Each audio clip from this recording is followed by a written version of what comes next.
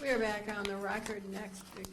Thank you, Judge. The next survivor is Lindsay Lemke, and she is accompanied by her parents, who I believe will be reading an impact statement on her behalf, and she is comfortable with being publicly identified. All right, ma'am, you wish your parents to read the, Lindsay? Who? You wished your parents to read the statement? Yes, Okay. Who is reading the statement? I am. And what is your name, ma'am? Christy. Christy, with a K or a C? C-H-T-Y. R-I-S-T. Thank you. Same last name? It's Lemke, a K-O. So there's a dash and then A-K-E-O. Thank you. And is this your husband? This is my ex. Your ex. This is Okay. Lindsay's dad. I see. Okay. So you are Mr. Lemke. Yes, All right. What is your first name? Don, D-O-N. I appreciate you both being here. You may proceed. When our kids were little, Lindsay's dad and I thought we made every effort to keep our kids safe from harm. But what we did not realize was that we missed what the true concern was. It wasn't the wrong crowd or going places that they weren't supposed to be or even using drugs or alcohol. It was something we never thought we would have to even think about. It was this man, Larry Nassar. He was someone we completely trusted. He was our friend, our neighbor, Lindsay's friend, and her doctor. Someone who was so well respected by everyone, we never second-guessed his intentions on our daughter. Larry had been Lindsay's doctor since she was 9 years old. He was also Lindsay's mentor, her confidant, her employer, and he was also someone who ultimately abused her on a daily basis for many, many years, starting around the age of 10. These photos are how little she was when he began the abuse on her. He convinced these little girls that this was a medical treatment necessary to help their injuries. He also told and convinced the little girls not to discuss this treatment with their parents because they would not understand. This treatment continued for many years. These children thought that this was the norm. He was doing it to multiple gymnasts, so they all thought this was what Larry did to make them feel better. These girls had no idea this wasn't a medical procedure. We had always told both our kids that if anyone touches you down in your private areas except for a doctor, to come to us immediately. She had no reason to be alarmed because he was her doctor, just as we told her. He was also someone she completely trusted, her soundboard after a long, hard practice. Why would he ever want to harm her? Our family was devastated to learn of Larry's actions. We did not want to believe it, but it hit hard and fast. The betrayal we feel is sometimes very hard to grasp. Our daughter is scarred forever, our son is scarred forever, and we as parents are scarred forever. Lindsay's dad, her brother, and I will never be the same. We trust no one. We have many sleepless nights over the guilt we feel for missing this. We never imagined that we would be those parents we all see on the news whose children were abused by someone close to their family, and the parents had no idea. This is us. This is our true reality. The guilt we feel will never go away.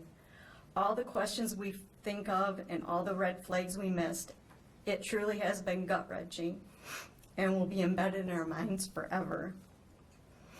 With his lack of true remorse, this is a person who will repeat his crimes. You can hear it in his statements to you and other judges that he still does not accept the damage he has done to all these kids, parents, his own family, and all that was associated with him. Your Honor, we ask that you give this monster the longest sentence available so he never harms again. The longest sentence will give him many years in prison, thinking about how many people he has hurt over the past 30 years. Thank you. Thank you all for being here and for your words. There's no guilt to carry. I know you all will be and are. You said that you are, but you didn't know. The guilt would be if you did know and didn't do anything. You didn't know, And medical procedure is a big word that covers so much ground. And of course, your daughter being 10, she didn't know the difference. There's no guilt. There's no shame. I can't heal you, but this is a huge step. And I'm really honored that you're here together, especially as a divorced couple, unified in this for your daughter. That's exemplary, not just here, but in family court, when we see so many families who can't come together on behalf of their children, and you two parents coming together despite whatever issues you may have had for the benefit of your daughter is exemplary on so many levels. There's no guilt, no shame associated with this, because you've come forward, because this was not anything any of you did. No victim did anything wrong. Defendant did everything wrong, especially to coerce young victims who do not know better under the guise of medical procedure. And that's a big phrase for a little girl. So I understand not trusting anyone, being scarred forever, but scars heal. And it's so very important that you came here. You're all survivors and role models in so many ways you haven't even conceived yet. I thank you very much. Thank you.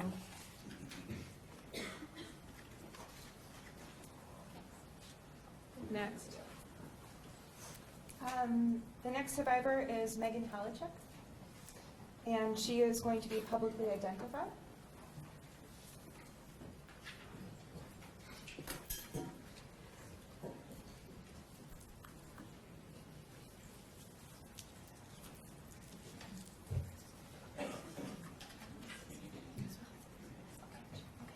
And her coach is going to be her support person. I have a copy for the court reporter and for you of her statement, Judge. Thank you very much. Thank you for being here. Please state and spell your name for the record. I know that all of you are wondering, why do I need it? It's on the frame over there, but the court reporter only takes down verbal statements, so that's Sure. why I need it. Your name, please. Megan Halichek, MEGANHALICEK. Thank you, and you are here with your coach as a support person. What would you like me to know? Thank you for letting us speak, first and foremost. Larry Nassar used to be an absolute god to me. I had just turned 15 and was training for level 10 gymnastics.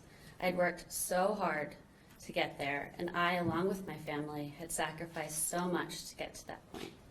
My spine was badly fractured, and my life, but more important to me, my gymnastics career was falling apart.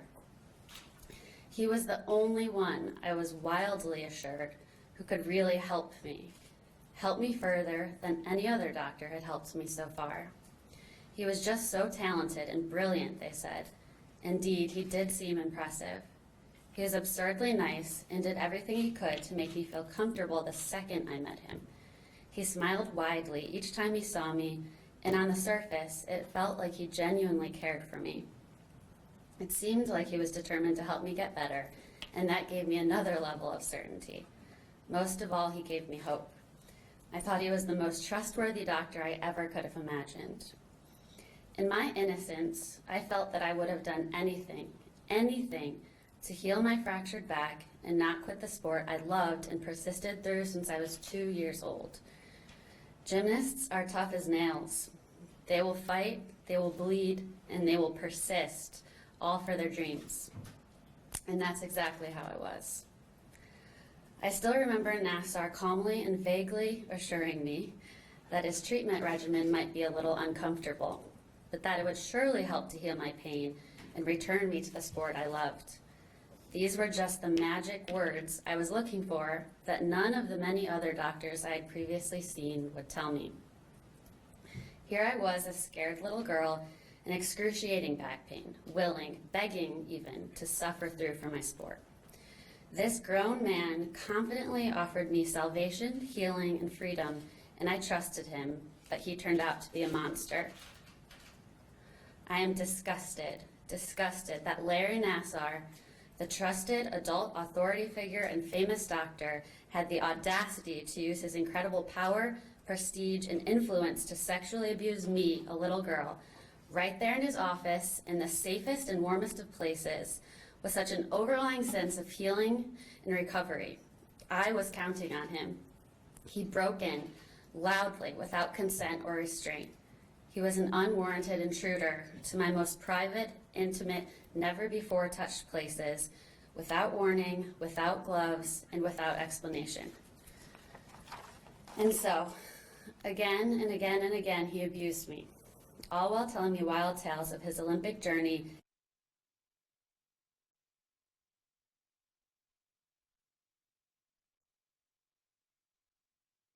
and unfortunately viscerally and physically felt like he had done this treatment many times before. This was yet another reason I desperately told myself to trust him. How old were you? 15. Thank you. Treatment after treatment with Nassar, I closed my eyes tight, I held my breath, and I wanted to puke. My stomach pierced me with pain.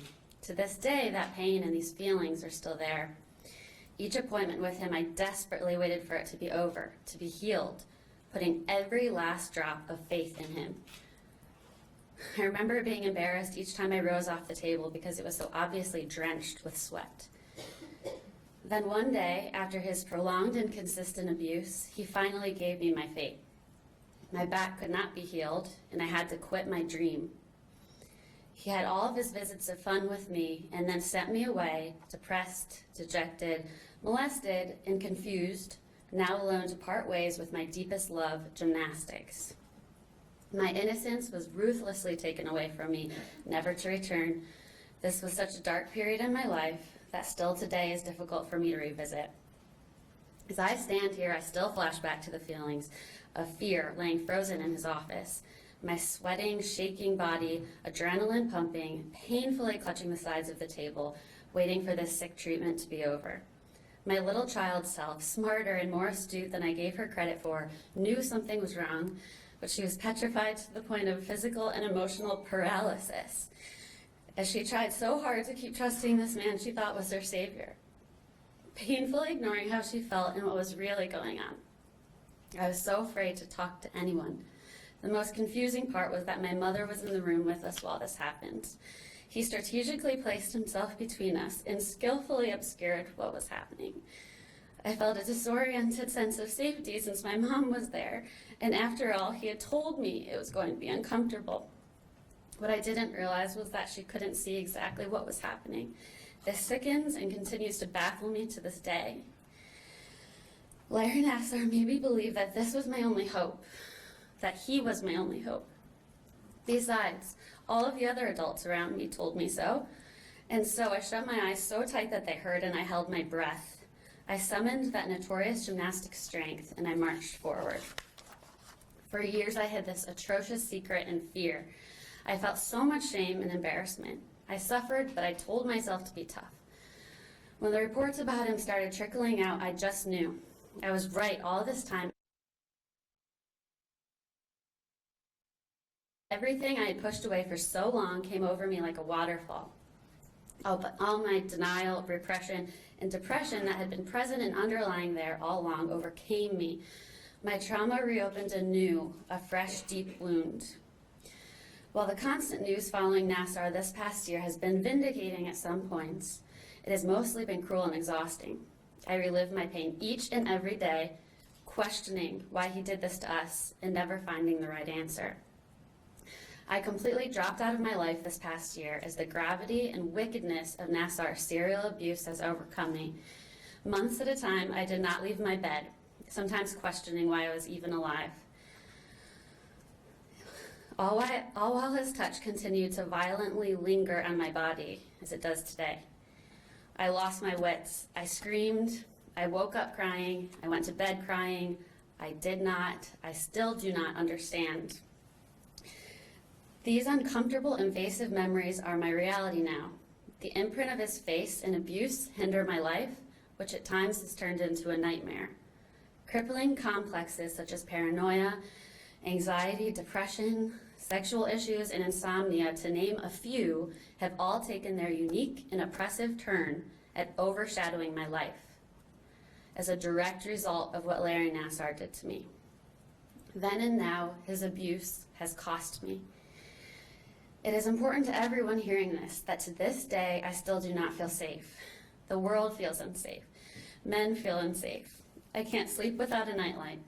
I'm paranoid when I walk anywhere alone, looking around every corner, constantly believing I'm about to be attacked. If someone enters a room without announcing themselves, I jump and border on the edge of a nervous breakdown. I am intensely vigilant that someone, somewhere, whichever place I might be, is about to take advantage of, sexualize, or hurt me. There are often times I shield myself from the world and pray that men don't find me appealing, lest they target me, manipulate me, and hurt me, like Nassar so smoothly did. I feel disconnected from the world, alone and in pain. I couldn't trust anyone to keep me safe back then, and I can't trust anyone to keep me safe today. I've lost my ability to be confident with myself and others. To those at MSU, USAG, and the USOC who knew about Larry Nassar but did not act, the sin of omission is just as bad as the sin itself. As if dealing with the intense publicity and pain around Nassar wasn't enough, you have added a heartless, depraved level of denial and victim shaming to the mix. You've said terrible things, for example, that victims didn't understand the nuanced difference between sexual abuse and medical treatment, and that it is virtually impossible to stop a determined sexual predator on your campus. This is disgusting. Do you know how these statements make us feel? Do you understand the impact of your words? Do you know how these statements put other victims in a state of fear so deep that they may never come forward? Your actions are abusive in and of themselves. Your attitudes of apathy and dismissal have made the healing process particularly difficult, especially because you haven't taken actions to produce legitimate investigations. This means that every day we still have to remind ourselves it's okay that we came forward. What happened to us is very, very real, even though we so desperately tried to deny it for so long. I recently learned that Nassar's crimes could have been prevented as early as 1997 when the first brave woman came forward. Learning our abuse could have been prevented, but instead flourished for decades, is a bitter and nauseating pill to swallow. Adults were enamored by Nassar because they experienced all of the trustworthy, impressive, illustrious, talented elements of him, minus the abuse. They wanted to protect him, and now that the act is up, they are motionless and indifferent, lackadaisically managing the issues they once overlooked and placing their limited energies on evading responsibility as opposed to taking ownership. Shame on you. I'm only now beginning the long road of healing. I am so grateful for the incredible women who have come forward and made it possible for me to be brave enough to tell my story. I don't know where I would be without you. Thank you to my incredible loved ones who stood by me on my darkest, scariest days and said, I love you and I support you. As much as Larry Nassar's abuse has cost me so much of my life, I am determined that it won't affect me in the future. I will do what it takes for as long as it takes to heal so that this no longer has power over me. I promise you that I won't stop fighting. In my heart, I know this is my time, and this is our time. Thank you. Thank you so much. Those were really powerful words, and you started out and said you often wondered why you were alive. Well, you were alive to be that role model and join in the strong voices of the other victims as one to say no more. You've taken your power. He had taken it, but now you've taken your power back. It's a superpower. He no longer has anything over any of you. And ma'am, you are one of those incredible women that you stand with.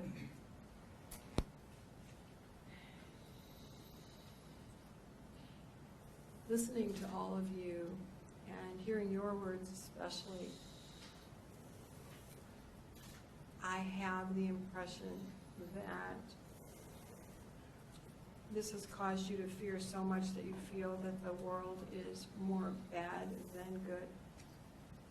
I am hoping that tips for you, that as he's behind bars, you realize that there really are more good people in the world than bad.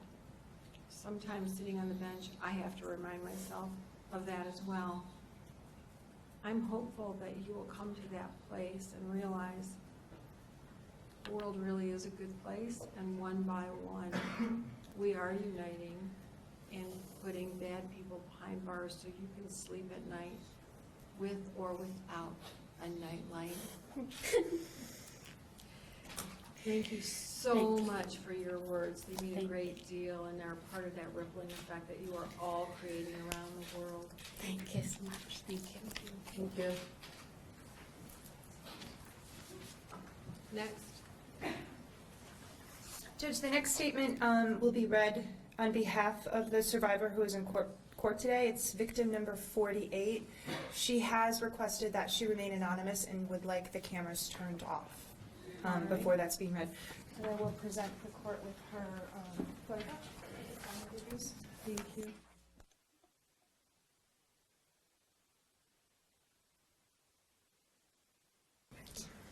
Please state and spell the name for the record. Kaitlyn J. Scrabis, and it's KATELYN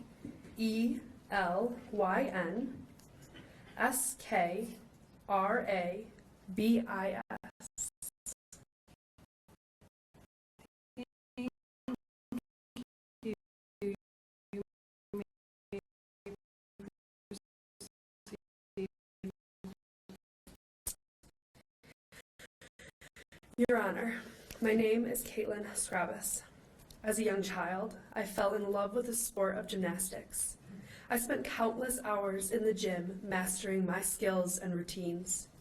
My dream was to someday make a college gymnastics team, but like many other gymnasts, I was plagued with injuries. I was 15 years old when I first saw Larry Nassar for my back pain. It has now been over a decade since I was treated by Larry Nassar.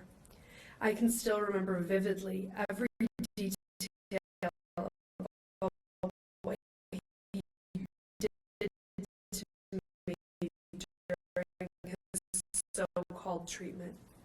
After leaving his office at MSU, I was completely humiliated and mortified. I was scared and confused about what had happened to me.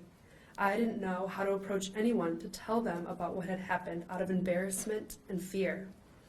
The memory of what Larry Nassar did haunted me on a daily basis. I eventually quit gymnastics, never seeking another doctor to address my back pain. Even after my career in gymnastics was over, I still thought about what had happened to me.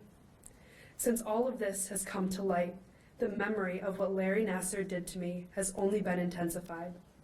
Not only do I think about what Larry did to me, but to all the other victims as well. The thought of Larry Nassar remains in my daily thoughts and my dreams. It is a memory that I will never forget. Nothing can change what Larry Nassar did to me and the other victims. I hope he receives the maximum sentence and spends the rest of his remaining days thinking about what he did to all of us. Sincerely, Kaitlyn Scrabis. Thank you. Again, as with the others, very nice statement.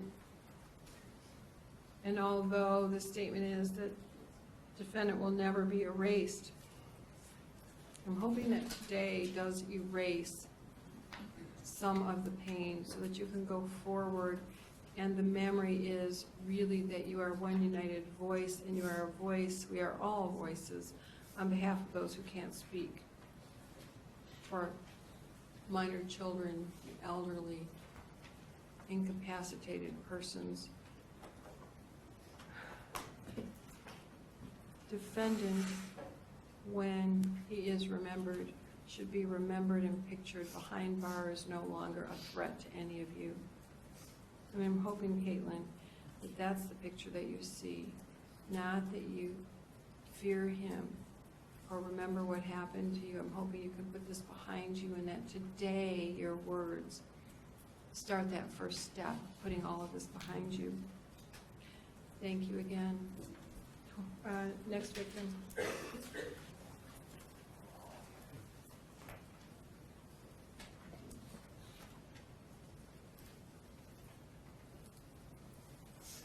Judge, the next survivor is named Brianne Randall, and Miss Randall lives out of state.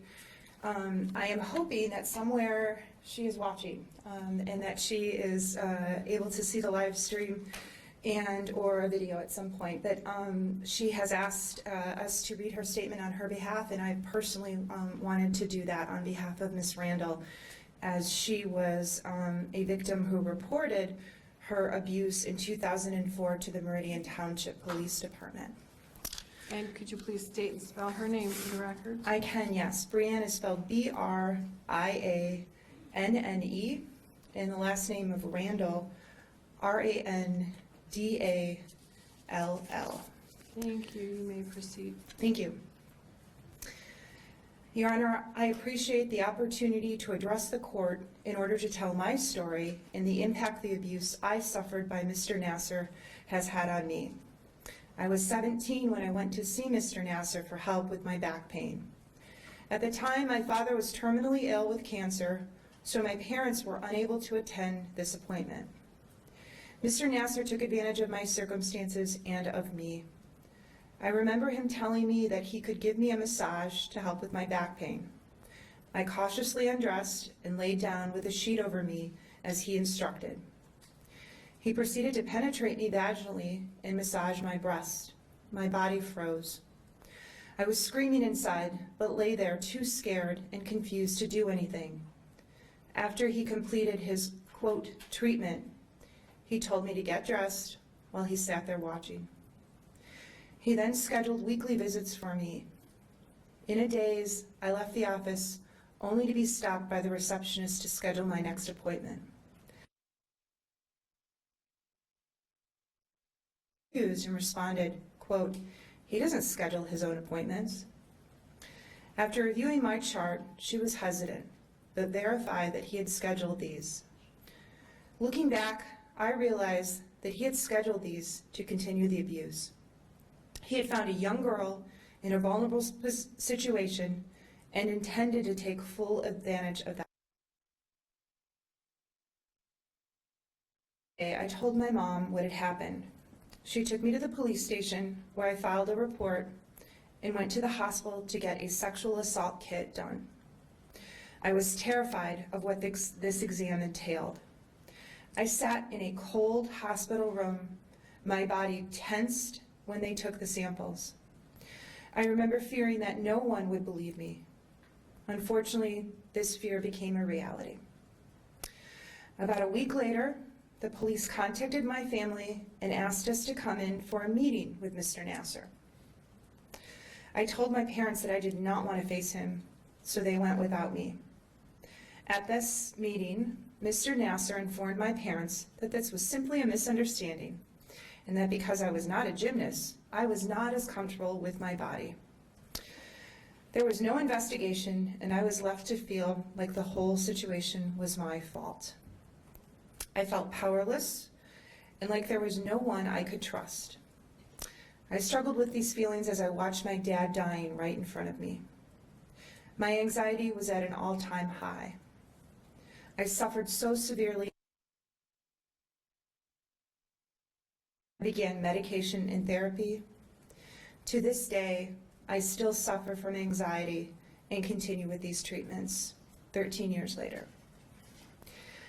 I went on with my life and successfully pursued my career as a physician's assistant. However, the memory of what happened never left me. For 13 years, I wondered if I was the only one or if there were others he had done this to. I tried to convince myself that I was the only one and that I had scared him enough by filing a police report so that he would never do this again. Sadly, this was not the case. I remember the day I found out about the other allegations. I broke down and a huge wave of guilt came over me. I felt like I should have done more to stand up for myself and to prevent the abuse of the other women. As the number of victims grew and the stories came out, I was horrified. Mr. Nassar took away the innocence of so many young women and girls. He blamed us for, quote, misunderstanding what had happened. I will never forget what Mr. Nassar did to me, but I do have a sense of relief knowing that no other young woman or child will be subjected to his abuse. I recently gave birth to my first child and therefore was unable to travel to Michigan for sentencing. This is a joyous time in my life, but the trauma from the past and the realization of the extent of his abuse has put a cloud over it. I will move on and continue to be a loving wife and mother. I will continue my work as a PA and provide compassionate care to other victims of sexual abuse. I hope that someday he will realize the effects he has had on his victims and their families. I am hopeful that today will provide justice and assistance in the healing process for all of Mr. Nassar's victims. Sincerely, Brianne Randall. Thank you for reading that. I don't know if Brianne's listening or not, but there'll be a record. And what I want to say to her is that today, with her words, there is no misunderstanding of what happened. I am very clear, but no victim has lied, that they were all assaulted, that the use of treatment was misused, misdefined, and I suspect that there were appointments that were not needed, probably in violation of other statutes. Insurance paid for this. So the crimes just get bigger and bigger. And I'm saddened that Meridian Township Police Department, who I know to be very efficient, very good, and we hear testimony all the time from them, and I see the good work they do. I'm sorry they missed this one. But again,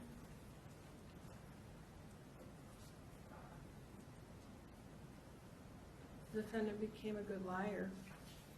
And what happened, what I'm gathering from all these victims, is that because Meridian Township, because universities, because parents, all unsuspecting seemingly, defended him, he felt untouchable. So he continued to touch children for his own pleasure. I have heard what Ms. Randall has said, and I applaud her words. And I can't imagine not being believed while her father is dying. So she's grieving the loss of her childhood and the loss of a parent. And that is immeasurable pain. So I thank her for her words. Next. Judge, the next survivor has also written a statement that we will be reading on her behalf. We have reviewed that statement. It is not, does not provide any identifying information. She does wish to remain anonymous, and we're going to be referring to her as victim 2. And Ms. Liddell will be reading that. Thank you. She has a photograph to present to the court. May I approach her? You may. Thank you.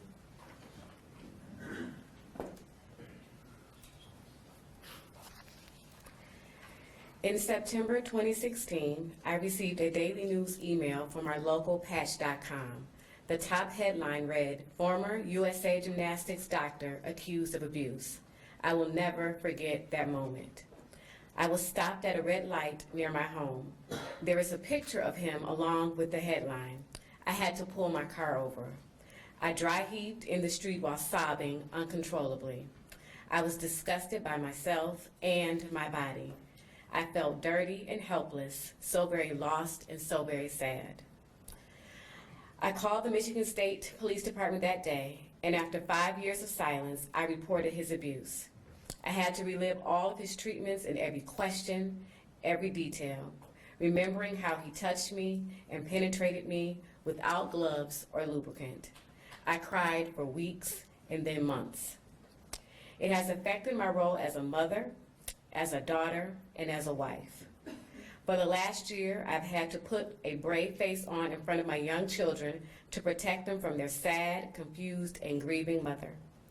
I have had to forgive my parents for not being more involved in my treatments as an injured and defeated young college athlete.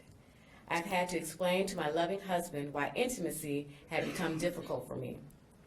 I will be affected by Dr. Nassar's abuse for the rest of my life. At the times of his treatment, I hated his demeanor, his use of too much medical jargon, his groping, and his touching of my vaginal area, inside and out. I dreaded every appointment. I was suffering from a herniated disc, L5 and S1, and had chronic nerve pain shooting down my legs. I had already had one surgery and was trying to avoid a second, more serious spinal fusion surgery because I knew the impact it would have on my college athletic career and my life. I was 20 years old. All I wanted to do was be able to compete in my sport again and live a pain-free, active lifestyle. My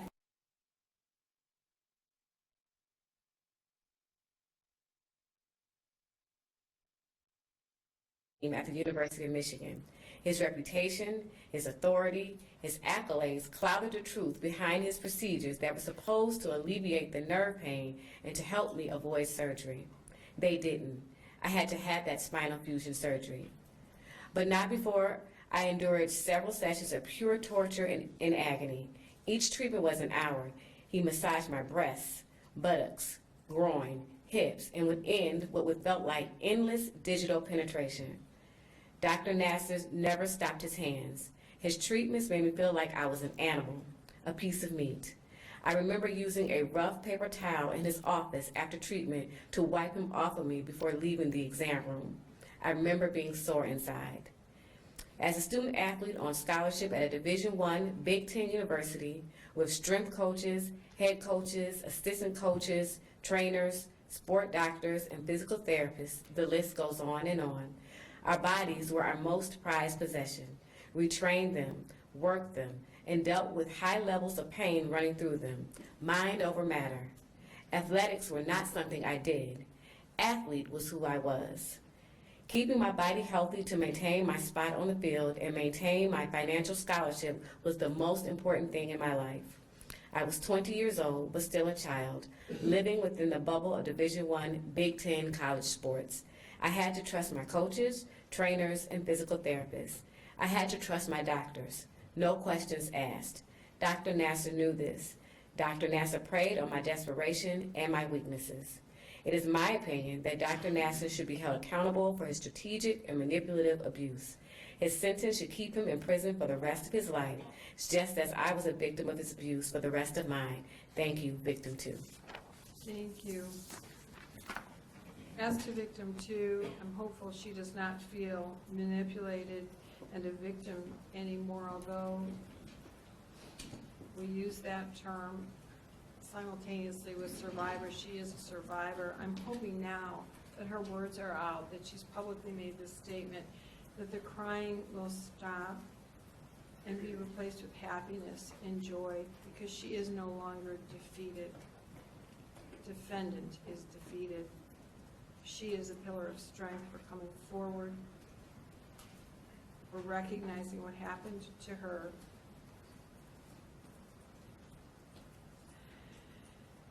and for joining in with the other victim survivors. Together, you are all such a strong voice, and I'm hearing this over and over, and maybe I'm repeating myself. I don't care. The world needs to hear it as many times and as often as we can say it, because other victims need to come forward, and Victim 2 needs to stop crying. I'm hoping she stops crying. I'm hoping that her words are crying in to the world and to other victims to come forward. So thank you, Victim 2. Judge, with the court's permission, we have 2 videos that have been submitted. We've downloaded those to a disc. Both of these next survivors live overseas. I think one is in Korea and one is in Europe, if I remember correctly.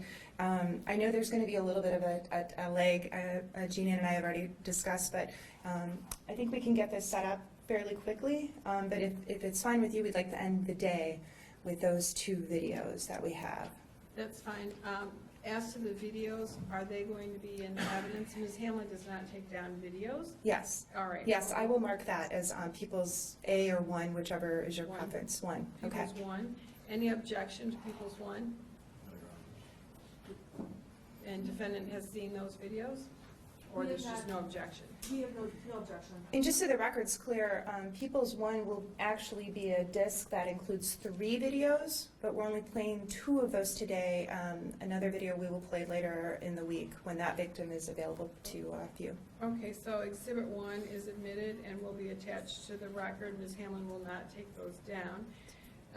Why don't we go off the record until you're ready to arrange all of that? I don't know, with the feed, is it going to be played up there or on your screen? I believe we've discussed this and we went through a practice run on Friday. We will be using the Polycom system, so the folks that are in the courtroom, in Judge Dragonchuck's courtroom, will not be able to see this, as I believe we will need the audio and video equipment and not on the screen. All right, so if that- the folks in Judge Dragonchuck's courtroom, while we go off the record for a few minutes, my law clerk can go and see if any of them want to come in to watch it. And we will turn that system off for the rest of the day. We'll do these 2 and then we'll end for today. Yes, and these 2 survivors are okay with being publicly identified and disseminated and recorded as well. Yes. All right, then let's go off the record until you advise us. Thank you.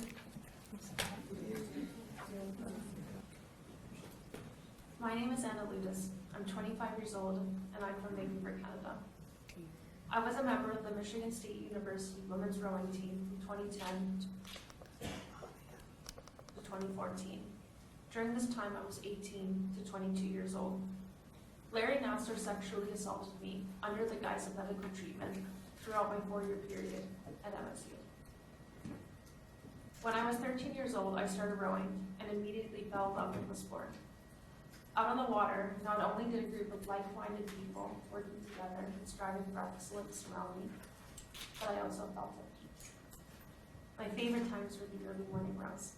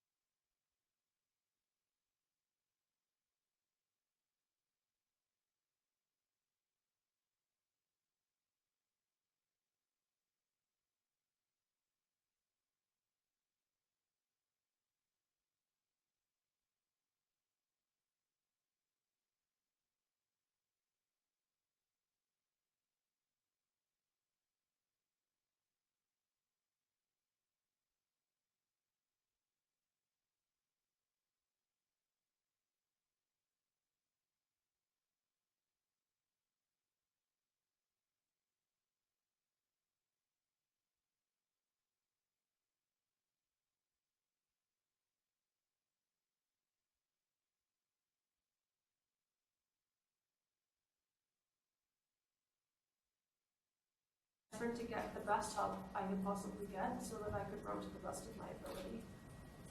I was referred to Larry Nassar, who would come to MSU training room a few times a week, and he was described as the best of the best. I was in pain, and I felt so lucky that he would take the time to help me with my injury. At the time, he was the doctor you would beg to go see.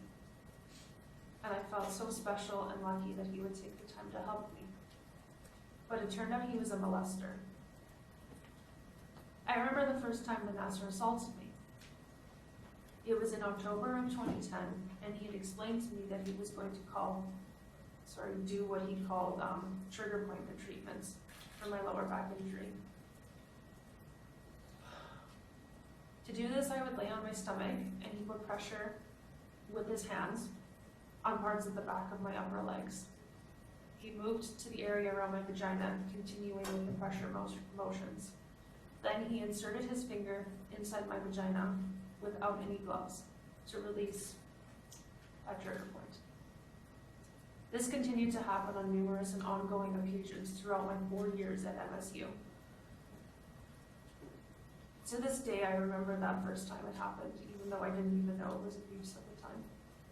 I thought the treatment was strange, and I was extremely uncomfortable. I told myself to stop being ridiculous.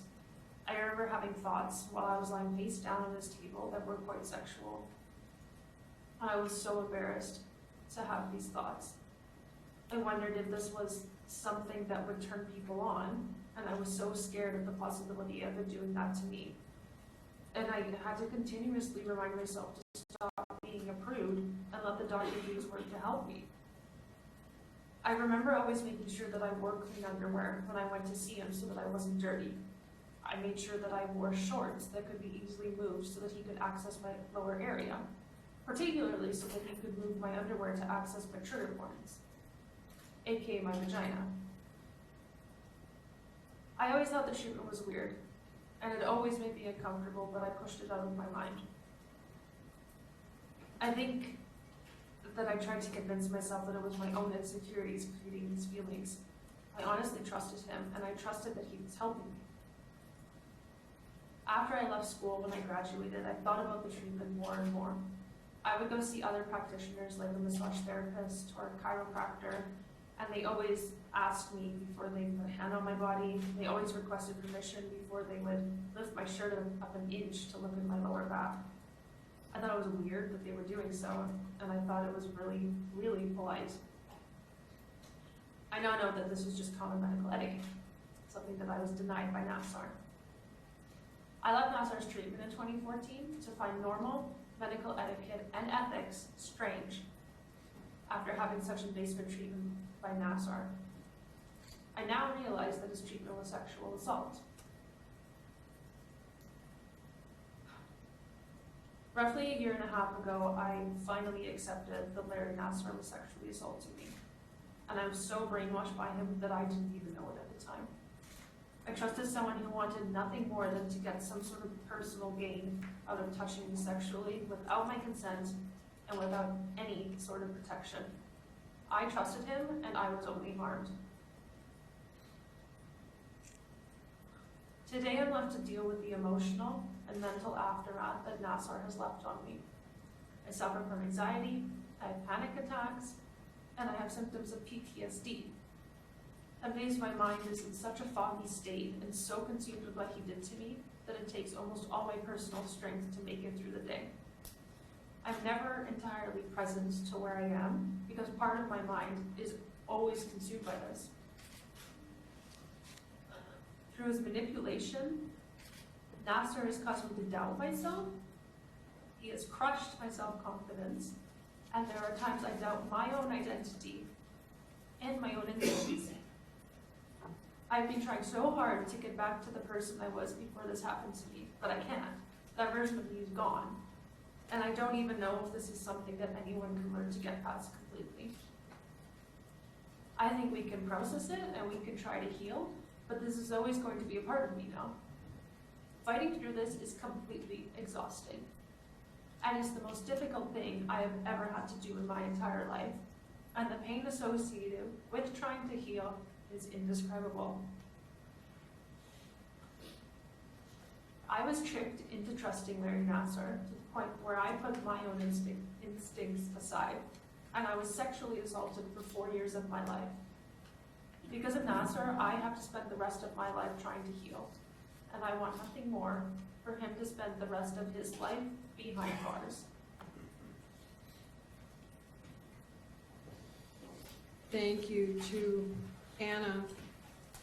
I want her to know for the record that the defendant will be spending the rest of his life behind bars, that the devastation and anxiety that she feels, I am hopeful by making that statement and knowing that statement went public. That begins her healing, and I acknowledge she will be different. I bet every therapist she talks to will tell her she'll be different. She can't ignore 4 years of abuse, but she can put it behind her and be a better self, a stronger self, a more confident self, that spokesperson that she just became, joining with her sister victims, survivors now. So important. And I find it interesting when she talks about molester, that he is a molester. Molester and monster both start with M, maybe for a reason. But this monster will no longer be able to bother her or anyone else. And I'm hopeful that knowing that she can begin that journey. From a survivor who has authorized us to publicly identify her and transmit and record this statement. Her name is Lindsay Shute, and it's spelled Lindsey. Her last name Shute, Schuett. Thank you. You may proceed.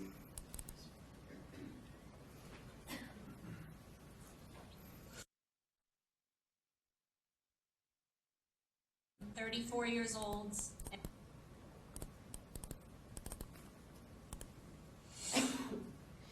My name is Lindsay Schuett. I am 34 years old, and I currently live and work in South Korea.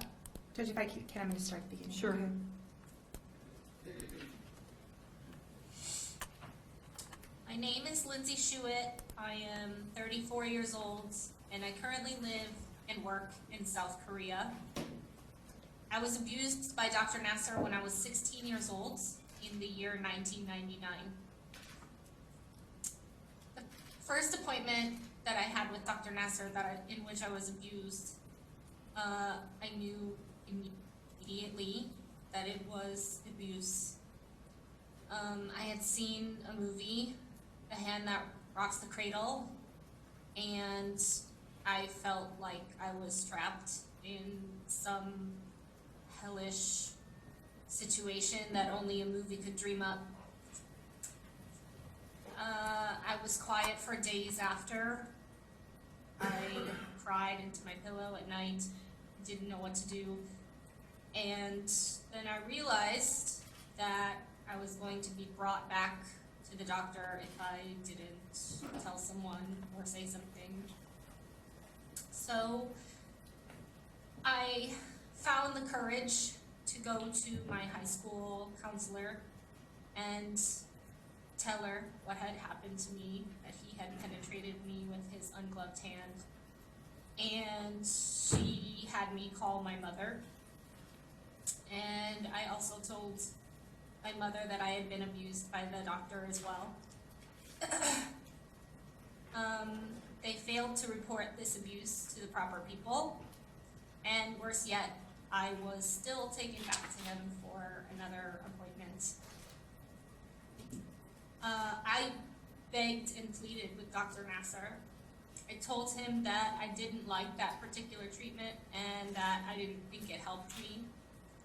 I asked him as nicely as possible not to do this terrible thing to me.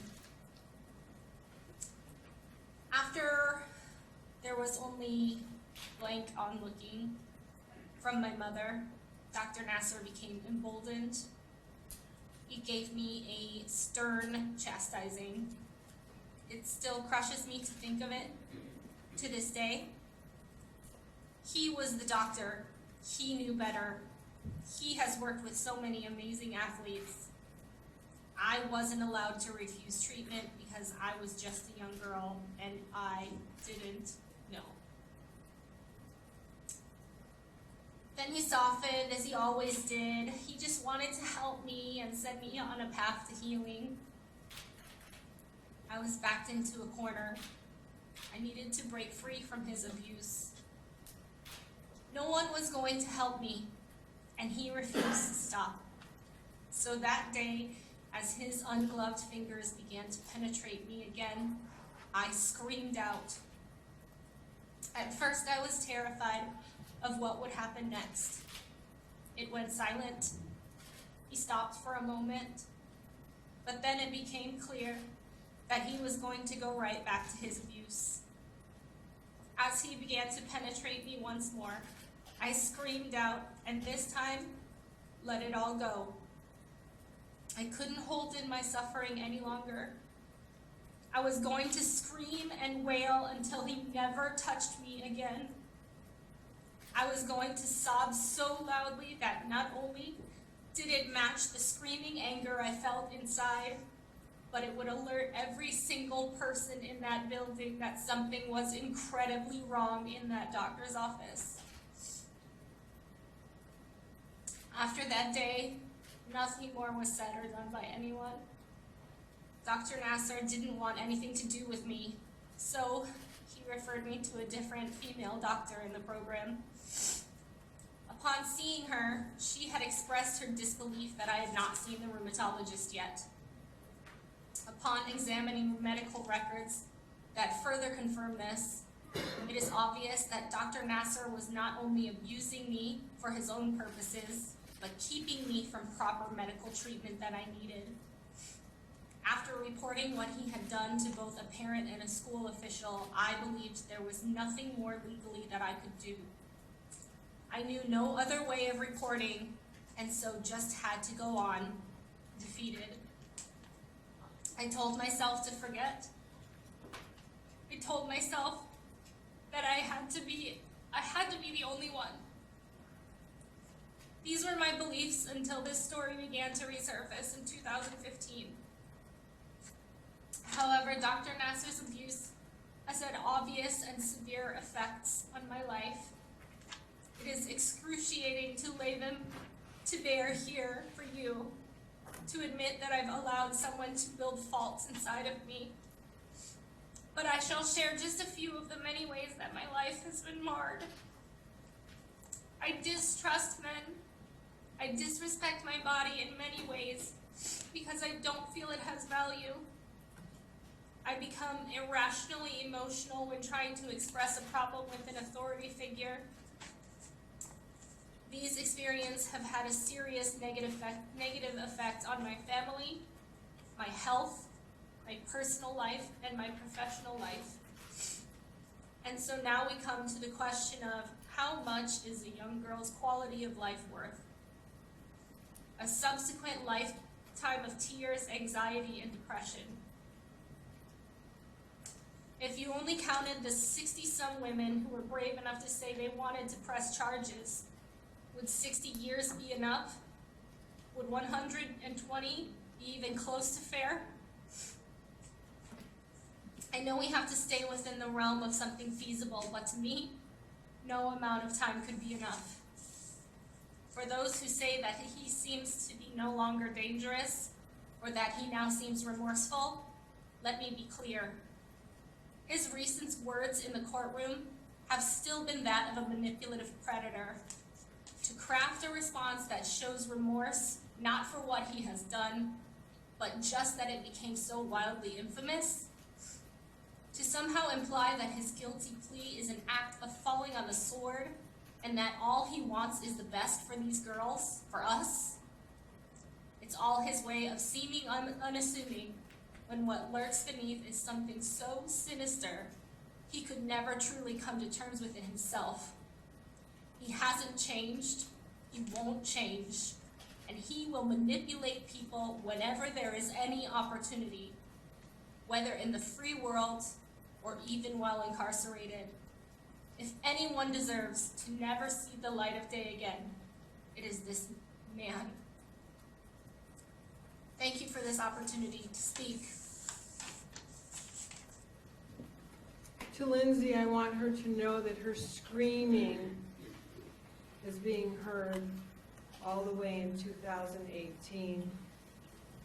We are sending defendant, I am sending him, along with other judges, on a path to prison. She echoes what I said earlier, that he likely had billings on other crimes. He treated her for his own gain and not with proper medical treatment or need for an appointment. Her question really resonates with me. I will decide at sentencing how long the plea agreement, which as I said, I will honor, but on the tail end, I'll make that determination. How much is a young girl's life worth? our Constitution does not allow for cruel and unusual punishment. If it did, I have to say, I might allow what he did to all of these beautiful souls, these young women in their childhood. I would allow someone, or many people, to do to him what he did to others. Our country does not have an eye for an eye, and Michigan doesn't have the death penalty. So I don't know how to answer how much is a young girl's life worth. But I have children of my own, and there's not enough gold in the planet that would satisfy that question. And I think all of you victims are gold. You're valuable. I'm so very sorry this happened. And Lindsay, I've heard your scream. I will make a tough decision. I hope you will like it. Is there anything else for this record? Nothing for today. Thank you very much, Ron. On behalf of plaintiff, any other issues, or the people, I'm sorry, on behalf of the people, are there any issues we need to deal with today? Nothing today. We'll remind the court that we have a Polycom video feed set up with Boston tomorrow at 11 o'clock, as close to 11 as we can. Thank you. On behalf of defendant, is there anything we need to address? Not on the record, Your Honor, but if we could talk to you for just 1 minute, we would appreciate it. Thank you. That's all for today's record. Counsel, please join me in chambers. All rise.